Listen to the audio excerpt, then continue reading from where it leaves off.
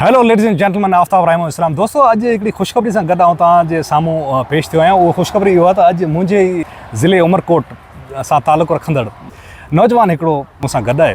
उनजो नालो आहे हेमंत कुमार ऐं साईं जिन बुनियादी तौर ते इंजीनियर आहिनि ऐं हींअर कैनेडा पहुता आहिनि महीनो ॾेढ पहिरीं। सो अचो त उन सां कचहरी कयूं था। ऐं साईं जिन जो तालुक़ु जेको आहे महेश्वरी कम्यूनिटी सां आहे ऐं महेश्वरी तालीम बि ॾाढा अॻिते हूंदा आहिनि। असां सां गॾु जेके यूनिवर्सिटी में छोकिरा पढ़ंदा महेश्वरी, उहो तालीम जे मामले में ऐं जेकॾहिं ॿियनि कम्यूनिटी सां कंपेयर कयां त उहे तमामु शरीफ़ ऐं पंहिंजो कमु करण वारा ऐं तमामु महिनत कश नौजवान हूंदा आहिनि। सो अचो त थरी नौजवान हेमंत कुमार महेश्वरी सां कचहरी कयूं था। हेमंत, कीअं आहियो तव्हां? बस मालिक जो शुक्र। Thank you so much Aftab for giving me this opportunity. No problem. अच्छा, हाणे आऊं चाहियां थो हूँ थोड़ो अवाना ये कईस अभी आप तारुफ ढाटकी बोली में कराओ तो पछे आप बड़े सिंधी में ये इंटरव्यू कंटिन्यू करा जी था। बिल्कुल, मायो नालो हेमंत कुमार है। इनिशियली थरपारकर मां बिलोंग करांदो, पछे असीं हीना हूँ जो रहंदो अमरकोट डिस्ट्रिक्ट में आहे। सामारो शहर जो मायो शहर है, स्मॉल टाउन है। ऐं उहा में आपरी जो बैचलर्स इन कंप्यूटर साइंस करी थी ज़ैबिस्ट मां 2014 में हूँ पास आउट थियो तो उहे में पछे मां 2015 में जॉब शुरू करी थी AF फर्गसन कराची में। कंपनी ऑडिट फर्म है उहे मां। ऐं 2019 में हूँ सऊदी अरब आयो तो सेम कंपनी में इंटरनेशनल ट्रांसफर હતો। सेम कंपनी हाणे आऊं चाहियां तो सिंधी भी कंटिन्यू कयो त वधि में वधि दोस्त समझी सघनि। जी त सऊदी अरब खां पोइ जो सफ़र तव्हां ॿुधायो दोस्त। बिल्कुलु, सऊदी अरब में मां तक़रीबन 4 साल रहियसि उते। सेम कंपनी हुई मुंहिंजो जेको मेन कमु आहे उहो IT ऑडिट इंफॉर्मेशन सिक्योरिटी में आहे। ड्यूरिंग जेको मूं जॉब कई पे पाकिस्तान में सऊदी में मुंहिंजी मास्टर्स इन इंफॉर्मेशन सिक्योरिटी कई। ठीक है। सऊदी अरब में मां तक़रीबन 4 साल उते रहियसि। हुतां खां मूं वरी पोइ इंटरनेशनल ट्रांसफ़र वरितो साॻी कंपनी खां। असांजो जेको प्रोग्राम उहो चवनि था ग्लोबल मोबिलिटी प्रोग्राम चवनि था उनखे। त सेम कंपनी असांजी जेको उहो आहे तक़रीबन 250 मुल्कनि में आहे PwC जे नाले सां, बिग 4 ऑडिट फर्म चवनि था उनखे। त हुतां खां मूं इंटरनेशनल ट्रांसफ़र वरितो कैनेडा लाइ। ऐं जेको नॉर्मल इंटरव्यू प्रोसेस वग़ैरह हूंदो आहे सभु कुझु क्लियर थींदो आहे त पोइ कंपनी जी स्पॉन्सरशिप हूंदी आहे सॼी। त वीज़ा प्रोसेस जेको हूंदो आहे कंपनी जो ई लॉयर हूंदो आहे, उहो सॼो तव्हांखे गाइड करे थो वीज़ा प्रोसेस में, अव्हांजा डॉक्यूमेंट वग़ैरह प्रोसेस करे थो। ऐं उन बेसिस ते हींअर मां कैनेडा में आयो आहियां जून 2023 में।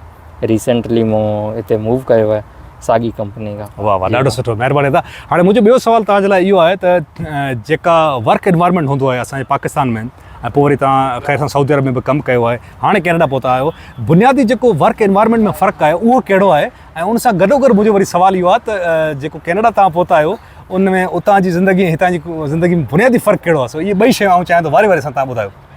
जेको वर्क एनवायरनमेंट आहे उहो बसि इहो आहे त पाकिस्तान में जेको हूंदो आहे न वर्क परमिट, जेको वर्क एनवायरनमेंट मेनली इहो हूंदो आहे त तव्हांजो जेको वर्क कल्चर आहे, जेको 9 to 5 वारी जॉब आहे, जेको असां मतिलबु हाणे I don't want to like point out any company और एनी पर्सन, बट बेसिकली जेको आहे त तव्हां 9 to 5 वारी जॉब हूंदी आहे। ठीकु आहे न, तव्हां 9 बजे वञो था, 5 बजे अचो था।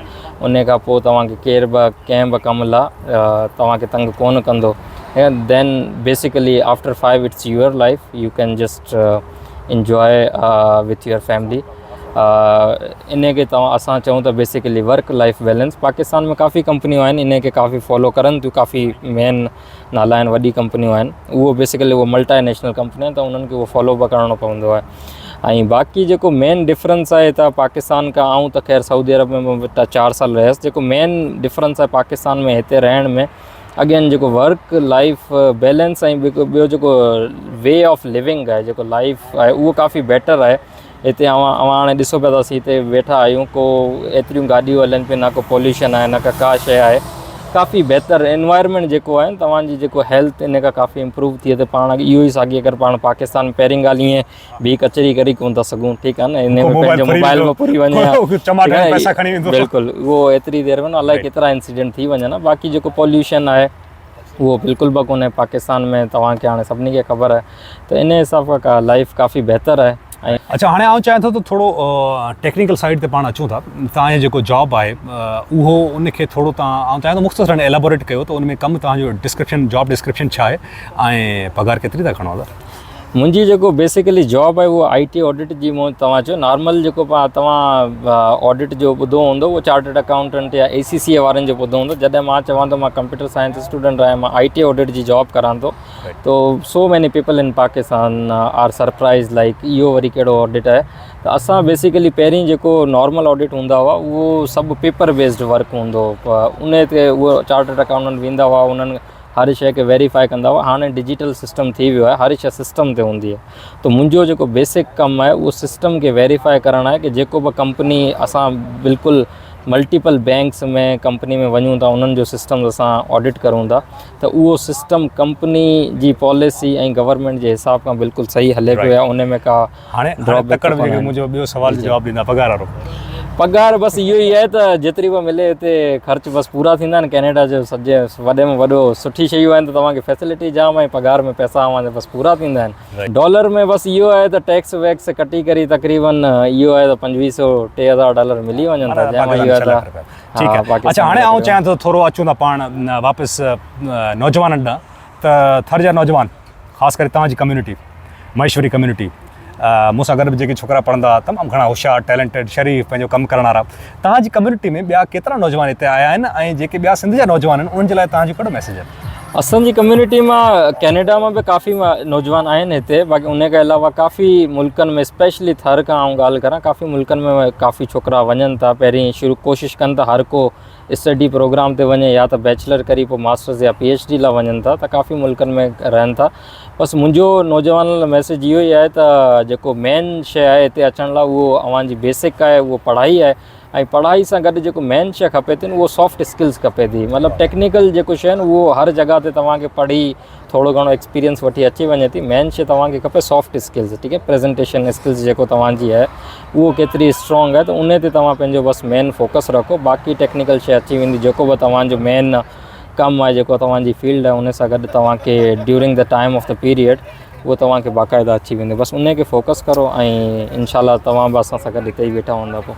थैंक यू सो मच, महिरबानी अदा हेमंत। ऐं दोस्तो इहो हुयो असांजो थर जो नौजवान हेमंत कुमार महेश्वरी, जिन सां असां कचहरी कईसीं, उनजे डेली लाइफ बाबति पुछियोसीं, उनजी नौकिरी जे बाबति पुछियोसीं, हितां जेको उहो पहुतो आहिनि, उहो कहिड़े प्रोग्राम ते पहुता आहिनि, उहो बि असां उन सां डिस्कस कयोसीं। ऐं आउं चाहियां थो त जेके नौजवान असांजा सिंधी नौजवान इंट्रस्टेड आहिनि कैनेडा में अचण जे लाइ ऐं हितां जी एजुकेशन वठण जे लाइ, उहे हेमंत सां राब्तो करे सघनि था, मूंसां बि राब्तो करे सघनि था। असां तव्हांखे गाइड कंदासीं, त हिकिड़ो वे प्रोसेस ॾींदासीं।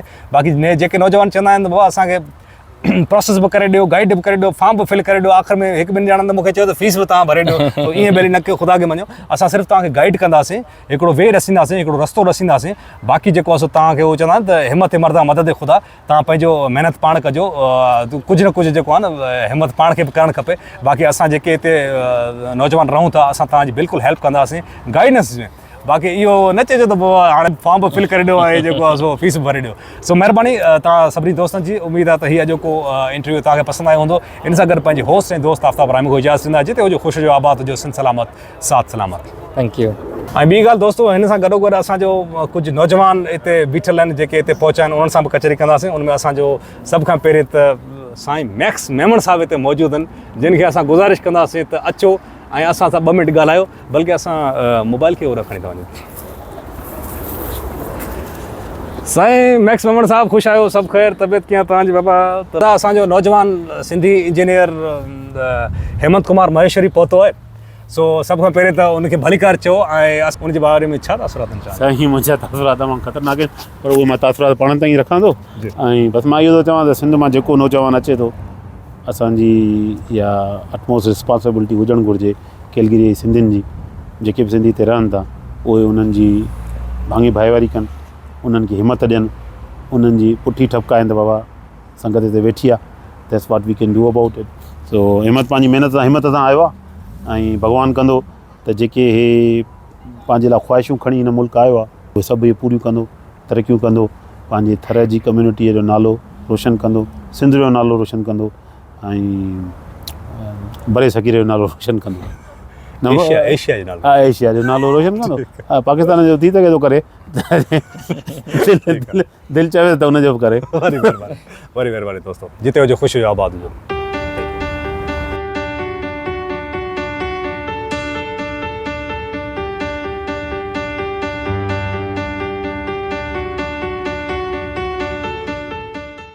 छॾे थो, मश्करी न कर, मश्करी न कर।